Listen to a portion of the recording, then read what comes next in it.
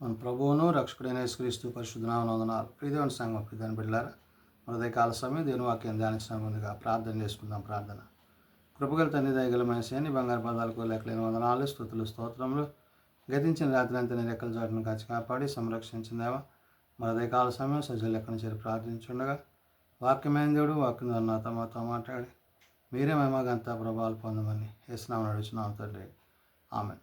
ప్రియదేవుని సంఘం ప్రియదేవుని బిడ్డలారా, నిజంగా ఏర్పాటు చేయండి దినవాక భాగము ఈస్టర్ తర్వాతి మూడో ఆదివారం కొరకు ఏర్పాటు చేయబడిన సువార్త వాక్య భాగము యోహాను సువార్త 14వ అధ్యాయము 1 నుంచి 11 వచనాలు ధ్యానం చేసుకుందాము.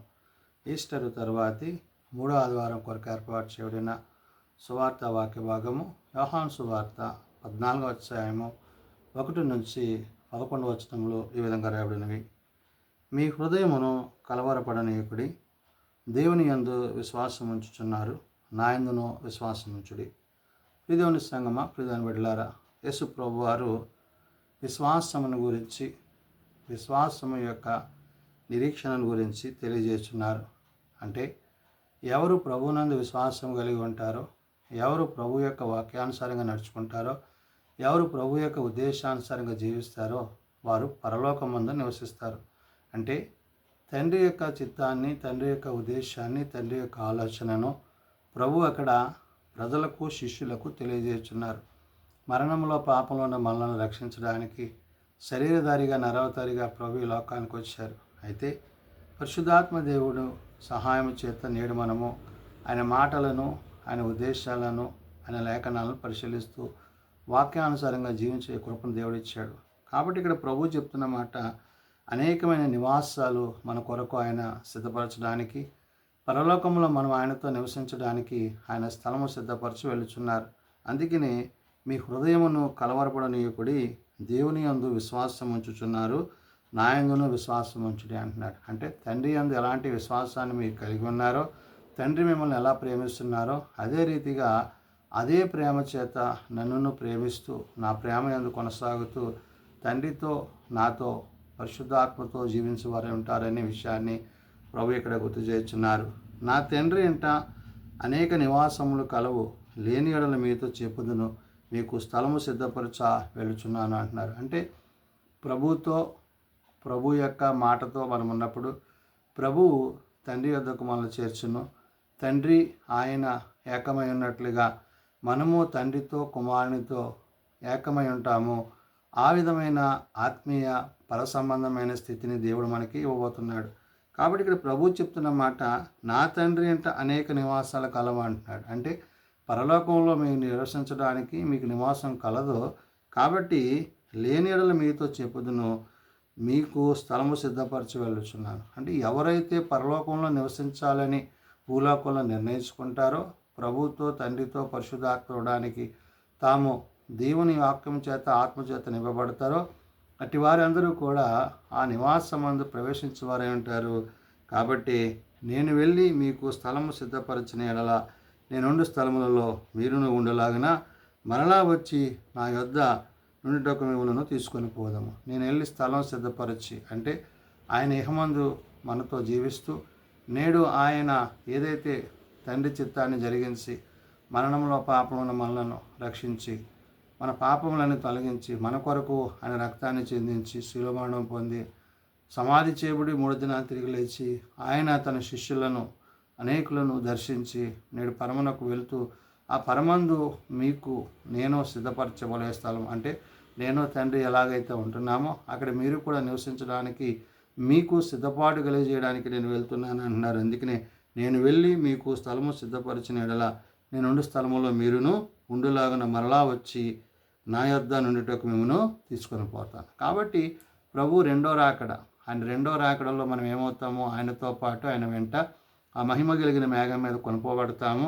మనకంటే మృతులైన వారు, ముందుగా మరణించిన వారు ఆయన వెంట వారిని పెట్టుకొని రావడం జరుగుతుంది. ఈ విధంగా మీరు సిద్ధపాటు కలిగి ఉండండి అంటున్నారు. నేను వెళ్ళుచున్న స్థలము నాకు మార్గము మీకు తెలియనని చెప్పాను. కాబట్టి ఇప్పుడు ఎవరైతే ప్రభువునందు, వాక్యమందు, విశ్వాసమందు నిలిచి ఉంటారో వారికి ఆ విషయాలు అవన్నీ కూడా పరిశుద్ధాత్మ దేవుడు తెలియజేయననే విషయాన్ని ప్రభు ఇక్కడ గుర్తు చేస్తున్నారు. అందుకనే ప్రభు అంటున్నారు, నేను వెళ్ళుచున్న స్థలమునకు మార్గము మీకు తెలియనని చెప్పాను అంటున్నాడు. ఎందుకని? ఆయనే మార్గము, ఆయనే సత్యం, ఆయన జీవం కాబట్టి ఆయన మార్గంలో మనం నడిచినప్పుడు, ఆయన సత్యాన్ని మనం తెలుసుకున్నప్పుడు ఆయనతో మనము నిత్య జీవంలో నివాసము చేయవారమై ఉంటామనే విషయాన్ని ప్రభువు చెప్తున్నారు.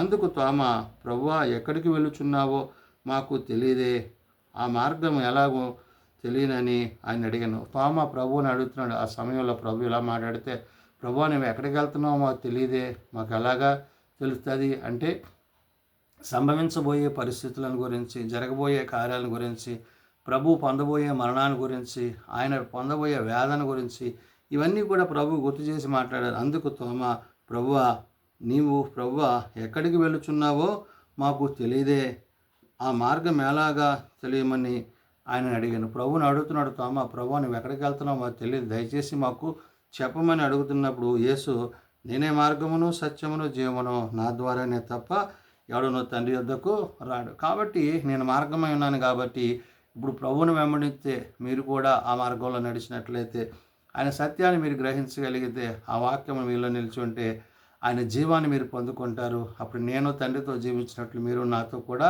జీవిస్తారు. అంటే సత్య మార్గములను చూపిస్తూ నిత్యత్వంలో నివసింపజేయడానికి ఆయన మన కొరకు స్థలము సిద్ధపరచునే ఉన్నారనే విషయాన్ని ప్రభు అక్కడ గుర్తు చేశారు. అయితే యేసు నేనే మార్గమును సత్యమును జీవమును, నా ద్వారానే తప్ప ఎవడున్న తండ్రి వద్దకు రాడు అని చెప్పినప్పుడు, మీరు నన్ను ఎరిగి ఉంటే నా తండ్రిని ఎరిగి ఉందురు, ఇప్పటి నుండి మీరు ఆయనను ఎరుగుదురు అని ఆయనను చూచి ఉన్నారని చెప్పాను. అయితే మీరు నన్ను ఎరిగి ఉంటే కనుక తండ్రిని ఎరిగి ఉంటారు, మీరు తండ్రిని ఎరిగి ఉంటే నన్ను ఎరిగి ఉంటారు. అంటే నేను తండ్రి వేరు కాదు, మేమిద్దరము ఏకమై ఉన్నాము. అంటే హృదయమందు ఆయన నా యందు తన కార్యాలను జరిగిస్తూ, బాహ్య సంబంధంగా మీకు శరీరకంగా నేను కనబడుతున్నానే కానీ నా అంతరంగమందు ఆయన ఉన్నాడు, మేమిద్దరము ఒకటే అనే విషయాన్ని ప్రభు అక్కడ తోమాకు గుర్తు చేశారు. అందుకని అంటున్నారు, మీరు నన్ను ఎరిగి ఉంటే నా తండ్రిని ఎరిగి ఉంటారు. అంటే ఎవరైతే ప్రభువుని ఎరిగి ఉంటారో వారు తండ్రిని కూడా ఎరిగి ఉంటారు.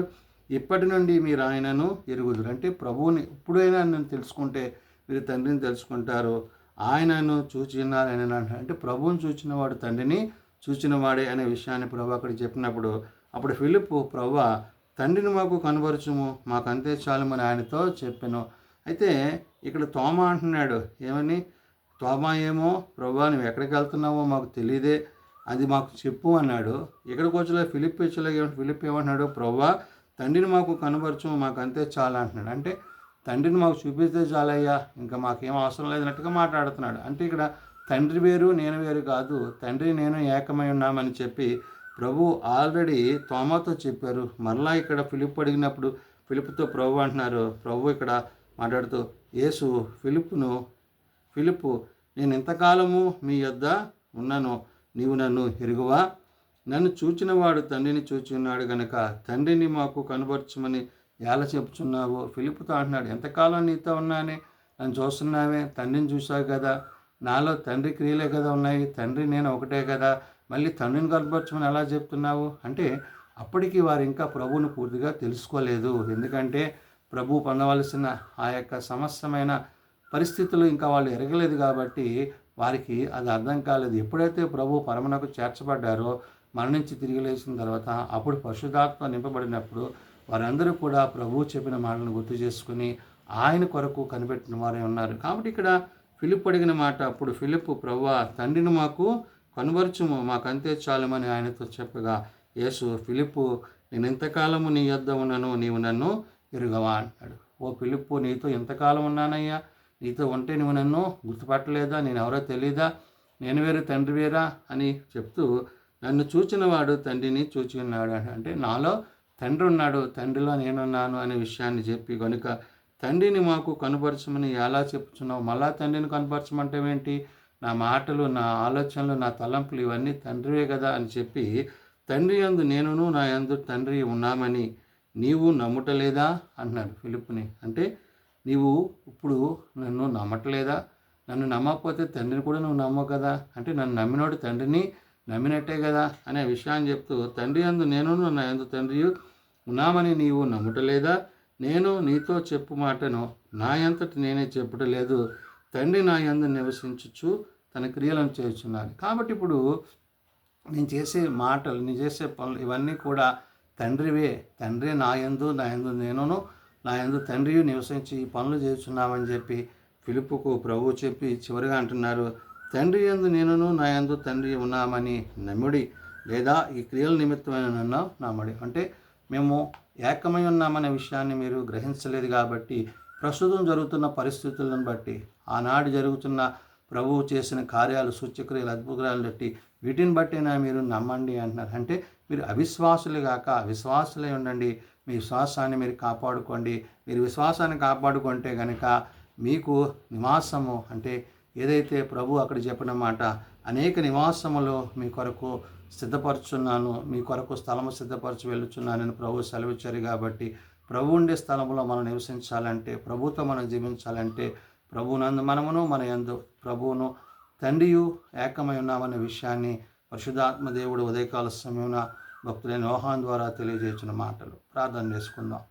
ప్రేమ నమ్మకం కలిగిన మా తండ్రి, కృప కలిగిన దేవా, ఇదిగోనైనా నీవు నీ ప్రియ బిడ్డలను గురించి, నీ సేవకులను గురించి, నీ శిష్యులను గురించి ఆనాడు నాయన మరి తోమా, ఫిలిప్పు వారు ప్రశ్నించినప్పుడు వారి ప్రశ్నలను నివృత్తి చేసి, ప్రభువా నేను వేరు నువ్వు తండ్రి వేరు కాదని సెలవిచ్చావు, తండ్రి నేను ఏకమై ఉన్నట్లు మీరును మనమును ఏకమై ఉంటామని నువ్వు సెలవిచ్చావు. కాబట్టి నాయన మన పౌరస్థితి పరలోకం ఉందన్న విషయాన్ని వారికి గుర్తు చేసావు.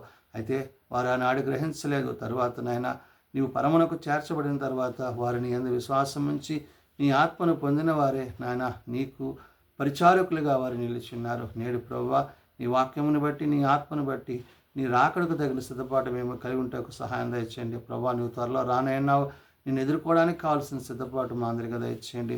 తండ్రితో, కుమారునితో, పరిశుద్ధాత్మతో మేము జీవించుటకు నేడు ఆదరణకర్త అయిన పరిశుద్ధాత్మను యొక్క సహాయం చేత నీ ఎద్దుకు రాగలుగుటకు మాకు నీ సహాయం దయచేయండి. బలహీనలను బలపరచండి, రోగులను స్వస్థపరచండి. హాస్పిటల్స్ వద్ద ఎండ్ల వద్ద పడిన వారిని ముట్టి లేవనెత్తండి. నడిదిన పరిచయల్లో, ప్రయాణాల్లో, రాకపోకల్లో నీ సన్నిధి మాపై నుంచి నీ వాక్యము చేత, నీ ఆత్మ చేత మాతో మాట్లాడి మీరే మహిమ ఘనత ప్రభావాలు పొందుకొనమని యేసునామమున అడుగుచున్నాం తండ్రి. ఆమేన్. పరలోకమందున మా తండ్రి, నీ నామం పరిశుద్ధపరచబడుగాక, నీ రాజ్యం వచ్చుగాక, నీ చిత్తం పరలోకమందు నెరవేర్చినట్లు భూమి మీద నెరవేరుగాక. మానదనాలను మాకు దయచేయు. మెడల ప్రార్థన చేసిన వారిని మేము క్షమించున్న ప్రకారం మా ప్రార్థనలను క్షమించు. శోధనలో ఏకాదశులను తప్పించు. రాజ్యము, శక్తి, మహిమ నిరంతరం నీవే నా తండ్రి. ఆమేన్. మన పరమ తండ్రి దేవుని ప్రేమ, ప్రభువైన యేసుక్రీస్తు కృప, ఆదరణకర్త అయిన పరిశుద్ధాత్మ సహాయము సదాతోడే సంరక్షించునుగాక. ఆమేన్.